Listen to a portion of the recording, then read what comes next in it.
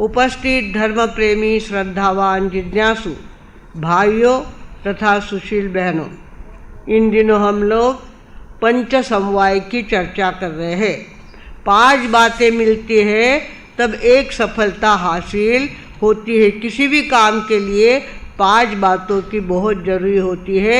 उसमें कल हमने परसों देखा स्वभाव, गेहूँ बोने के बाद ज्वारी नहीं आई, कल काल देखा स्वभाव चर्चा करें। तो हमने देखा स्वभाव, रुई से रोटी नहीं बनती, गेहूँ से रुई नहीं बनती। इस तरह से अपना अपना स्वभाव होता है। रोटी के लिए अनाज ही चाहिए और कपड़ों के लिए रुई ही चाहिए। जैसा जैसा स्वभाव होता है वैसी वैसी बात बनती है। पहली बात स्वभाव। दूसरी बात हमने देखा कल काल। विश्व चक्र है अविरत फिरते, मरना मधुनी जीवन उरते, अश्रुआजचे उद्या हासतील, नवल घडे केवढे सारखा, काळ चालला पुढे कुणाचे, कोणा वाचुनी अळे सारखा, काळ चालला पुढे, शिशिरने तो हिरवी पाने, झाड उभे केविळवाणे, वसंत येता पुन्हा आगळा, वसंत येता पुन्हा आगळा,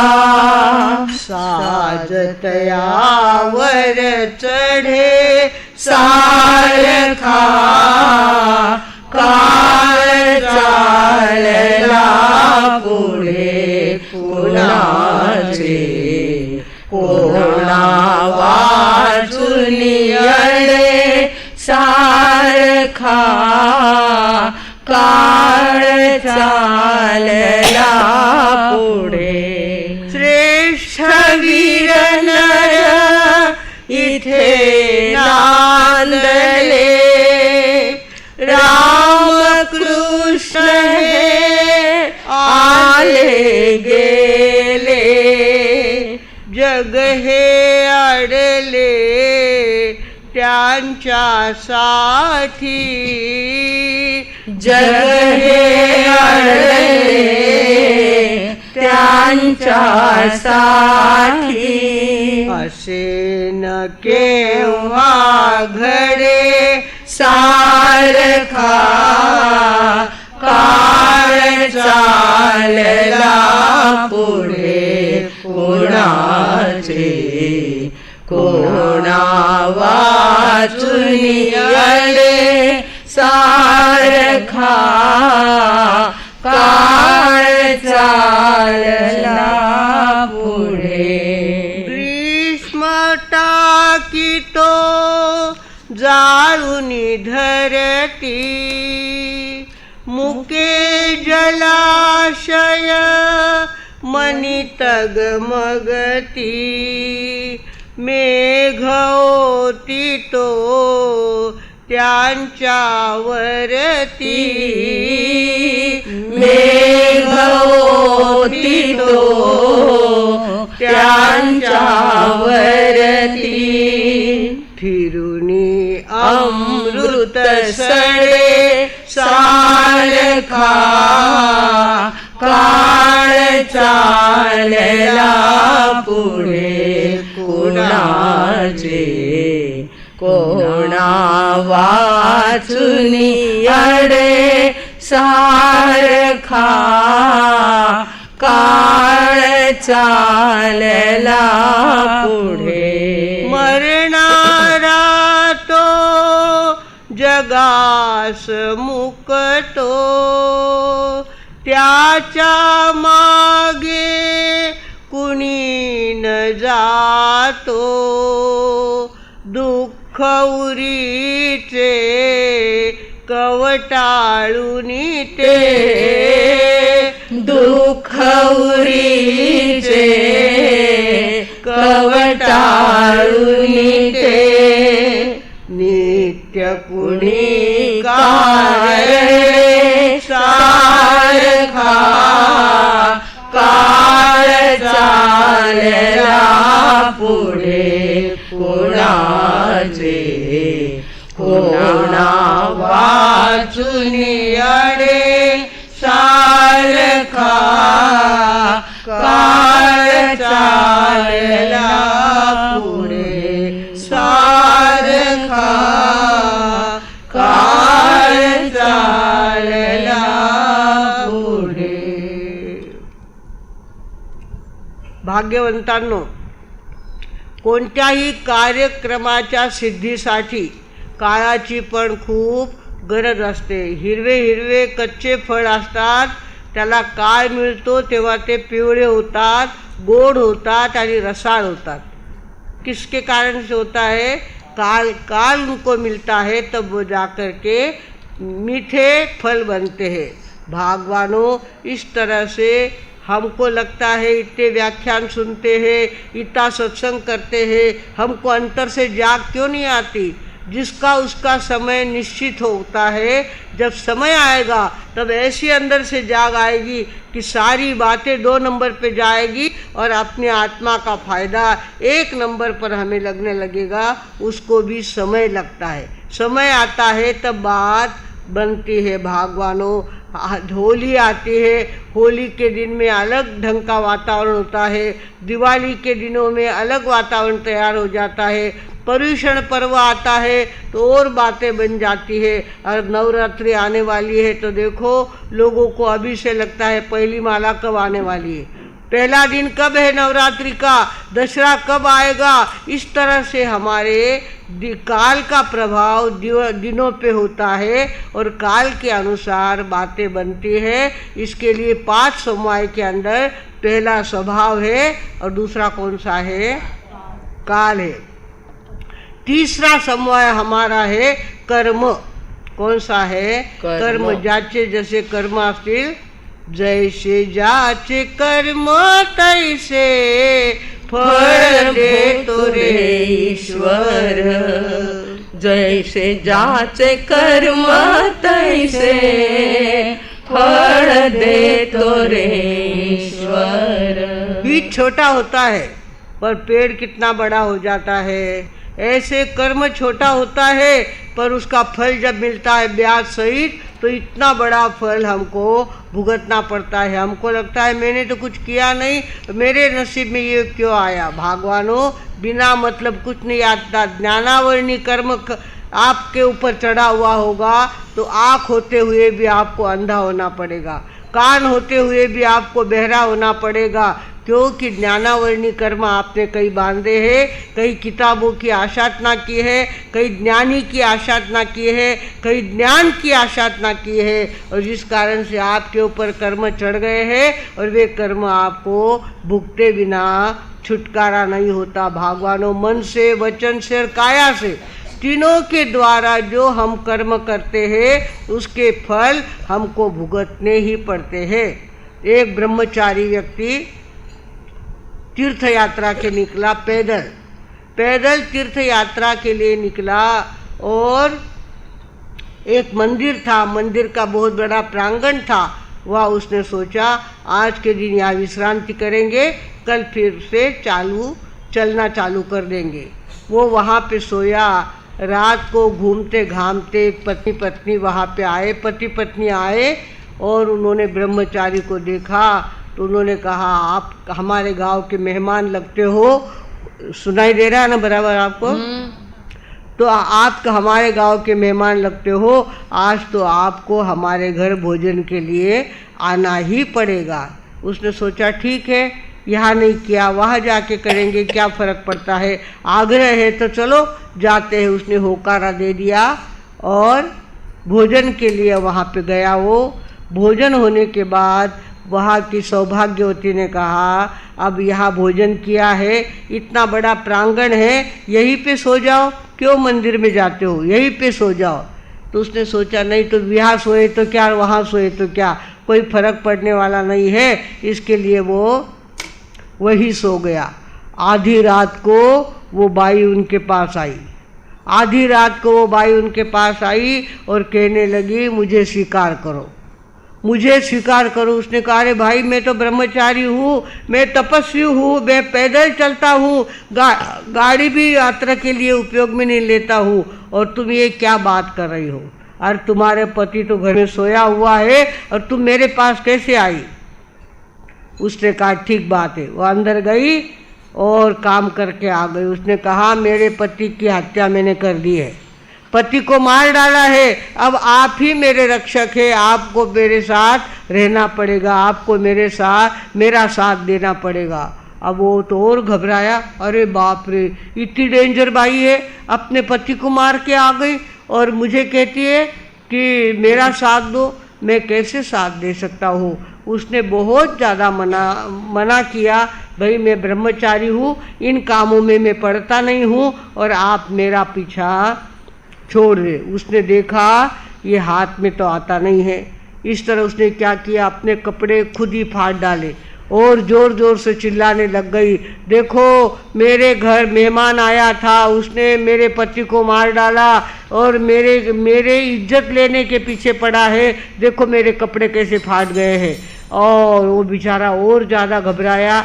आजू बाजू के लोग सारे आ गए वहाँ पे और देखने लग गए, अरे बाप रे, ऐसी बात, ऐसा मेहमान, ऐसा ब्रह्मचारी, ऐसा पदयात्रा करने वाला, उसने हमारे घर को बर्बाद कर दिया, घर के आदमी को मार डाला और घर के सौभाग्यवती की इज्जत लूटने पे लगा है। उन्होंने क्या किया, उसको खूब मारना चालू कर दिया। वो इधर से मारता है, वो उधर से मारता, बेचारा ब्रह्मचारी चारों तरफ से फंस गया और वो मारता है, वो कोई माथे पे मारता है, कोई पीठ पे मारता है, कोई नीचे गिरा देता है। इस तरह से उसकी इतनी पिटाई करी तो वो परेशान हो गया और यूं त्यों करके अपनी जान लेकर के वहाँ से वो भागा। वहाँ से भागा पर उसको लगा ये क्या बात हो गई, मैंने किसी का कोई चोरी नहीं की, झूठ नहीं बोला, गलत काम नहीं किया और मेरे नसीब में इतना पाप क्यों आ गया, इतने लोगों ने मुझे क्यों पीटा, इतने लोगों ने मुझे क्यों मारा, कुछ ध्यान में नहीं आ रहा था। वो जाके एक आश्रम में रुका, वहाँ बाबा जी बैठे हुए थे। बाबा जी वयोवृद्ध थे, अनुभवी थे। उन्होंने जाके उनके गोद में अपना मुँह छुपाया और खूब रोया।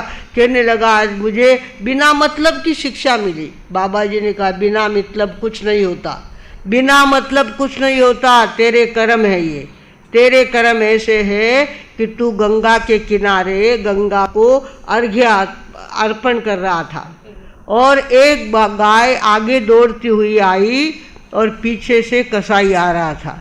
कसाई ने गाय तो कहीं छुप गई और कसाई देखता है गाय कहीं दिखती नहीं है, तो उसने क्या किया, तुम्हें पूछा इधर से कोई गाय गई क्या। इसने देखा था गाय को, तो इसने कहा खाली गर्दन हिलाई, ऐसा बताया। तो वो वहाँ पे पहुँचा और गाय को उसने क्या कर दिया, पकड़ लिया। वो कसाई था, उसने तो गाय को मारना ही था।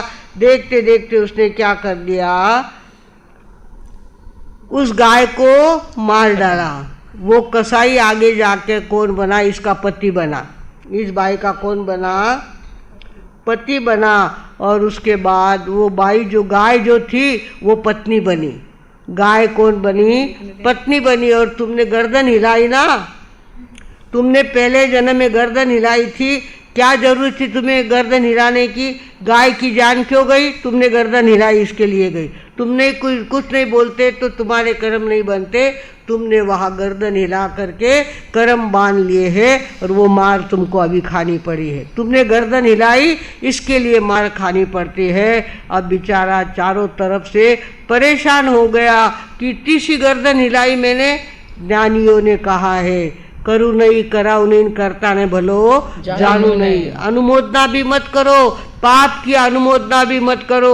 और गर्दन हिलाने के भी बहुत पाप लगते हैं। हमारे आचार्य भगवान बिना मतलब गर्दन भी हिलाते नहीं थे। इतनी विनंतियाँ उनको चौमासे के लिए आती थी और ऐसा लगता है कि आठे तो गुरुदेव हाथ भर देला, आठे तो गुरुदेव हाथ भर देला।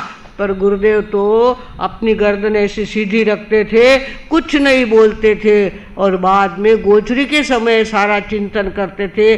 18 इतना लोग आया, व्यानो इतो आग्रह तो 18 लोग इतना आया, व्यानो इतो आग्रह तो। इस तरह से चिंतन करके बाद में उस गांव के व्यक्तियों को बुला करके कह देते कि तुम्हारे घर में, तुम्हारे गांव में हमारी आने की भावना है। बिना मतलब गर्दन भी हिलाते नहीं थे। वो बड़े लोग होते, ज्ञानी लोग होते, बिना मतलब गर्दन भी हिलाते नहीं है। बेचारी इस ब्रह्मचारी ने गर्दन हिलाई, कितना मार खाया, कितना मार खाया। किसका मार था? कर्मों का। ये कर्म का चक्कर ऐसा होता है, कर्म आदमी को कहीं का नहीं छोड़ते। हमको लगता है मैंने तो कुछ नहीं किया, ऐसे मेरे नसीब में क्यों आया। बिना किए कोई मतलब बात नसीब में नहीं आती। तुम्हारे द्वारा कहीं न कहीं गलती हुई है और उसकी सजा तुमको मिल रही है। बात यह है, बीज छोटा होता है, पेड़ बड़ा हो जाता है। इस तरह से हमारी गलती थोड़ी सी होती है पर उसका फल हमको इतना भुगतना पड़ता है। भगवानों, हमें ध्यान रखना है।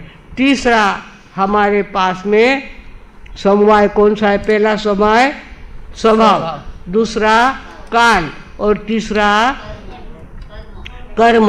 ये कर्म के चक्कर ऐसे चलते हैं, कर्मों के फल ऐसे भुगतने पड़ते हैं। हमको देख कर दया आती है, बेचारा अंधा क्यों हो गया। अंधा क्यों हुआ? वो उसने ज्ञानावरणी कर्म बांधे थे, इसके लिए अंधा हुआ। वो गरीब क्यों है? उसके पास पैसा था पर दान नहीं दिया, इसके लिए वो गरीब हुआ है।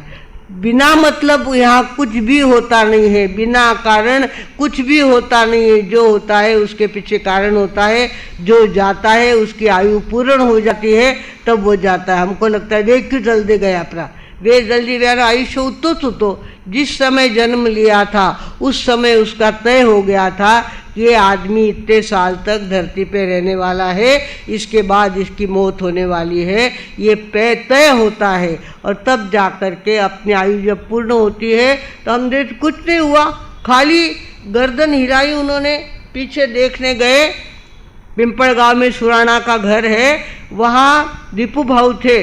उन्होंने कहा पाहुना उन्होंने ध्यान रखो, ऐसा किया तो ऐसी गर्दन रह गई और वही उनके प्राण चले गए। हम धमतरी में थे और वहाँ पे बहू को ससुर जी ने कहा बिन्नी पापड़ लेने आओ। वो पापड़ लाने के लिए अंदर गई, पापड़ सेक के बाहर आती है तब तक तो ससुर जी चले गए।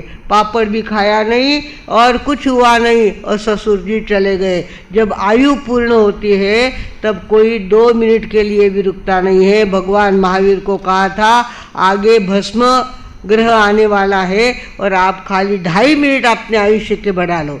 कितने? 2.5 मिनट आपने आयुष्य के बढ़ाए तो देखते देखते 2.5 साल कर्मों से लोगों को लड़ना नहीं पड़ेगा। 2.5 साल तक वो भस्म ग्रह तकलीफ देने वाला है। आपकी आयु अगर बढ़ जाती है, आपके शुद्ध परमाणु यहाँ मिलते हैं तो 2.5 साल लोगों के सुधर जाते हैं। भगवान ने कहा 2,500 वर्ष में दुनिया के पापों को नहीं ले सकता, ये तो मेरे नसीब में इतना ही है। 2.5 मिनट में अपने मन से ज़्यादा नहीं जी सकता। भगवानों, ये कर्मों का चक्कर होता है। जिसकी आयु पूर्ण होती है फालतू का निमित्त मिलता है और देखते देखते आदमी चला जाता है। कर्मों के फल देख लो, कर्मों के फल देख लो, कर्म करे है काम, करता प्राणी पाप को राम क्यों बदनाम, करता प्राणी पाप को राम क्यों बदनाम। 41 पेज नंबर। दशरथ ने जब तीर चलाया भाई, दशरथ ने जब तीर चलाया, सरवन प्राण गवाया, पुत्र विरह से मात पिता की झुलस गई तब काया, अरे पुत्र विरह से मात पिता की झुलस गई तब काया, राम लखन बन को गए, दशरथ सुध बुध खो गए, तीन भुवन के नाथ पिता को दे न सके आराम,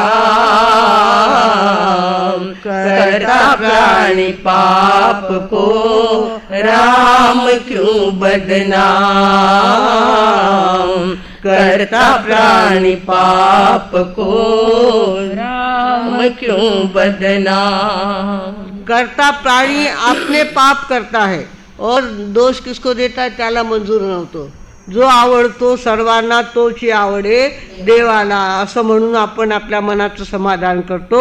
भाग्यवानो, जिसकी आयु जितनी होती है उतना बराबर वो जीता है, उतनी उसकी वेदना वो सहन करता है, और जब उसका समय आता है तो बिना पूछे अकेला ही चला जाता है. भाग्यवानों, कर्मों का भी खेल अपना अपना खेल होता है. हमको लगता है मेरे नसीब में ऐसा क्यों? तेरे नसीब, तेरे कर्म ऐसे ही थे, तेरे नसीब में यही बात होने वाली थी. पहले स्वभाव, दूसरा काल और तीसरा क्या है? कर्म. तो कर्मों का भी चक्कर अपने साथ लगा हुआ है, और कर्मों के कारण कोई सुखी, कोई दुखी, कोई काला, कोई गोरा, कोई ऊंचा, कोई ठिंगना, और कोई सुखी, कोई बहुत ज़्यादा पैसे वाला है, कोई बहुत ज़्यादा गरीब है. 2 सगी बहनें होती है, पर एक बहन बहुत पैसे वाली होती है, दूसरे के घर में कल के लिए आटा भी कहाँ से लाए, ये पंचायत होती है. अपने अपने कर्म होते हैं, अपने अपने सगे 2 भाई होते हैं, सगी 2 बहनें होते हैं, पर कर्मों का अंतर इतना बड़ा होता है कि कर्मों के अनुसार उनको फल मिलता है. भागवानों, हमें ध्यान रखना है. 5 समय हमको देखने हैं. आज हमने कौन सा देखा? तीसरा समवाय देखा. कर्म कैसे बिचारे ब्रह्मचारी को मार खानी पड़ी. क्यों खानी पड़ी मार? इतनी सी गर्दन उसने हिलाई तो उसको मार खानी पड़ी. भागवानों, बिना मतलब कुछ नहीं होता है. जो होता है कर्मों के अनुसार होता है. स्वभाव चाहिए, उसके बाद काल चाहिए, और उसके बाद तीसरा नंबर कर्म का है. कल हम पुरुषार्थ को देखेंगे. पुरुषार्थ 4था समवाय है, और 5वां समय है हमारा नियति. इन दोनों को हमको देखना है. समय आने पर आपके सामने ये बातें रखेंगे. आज अपना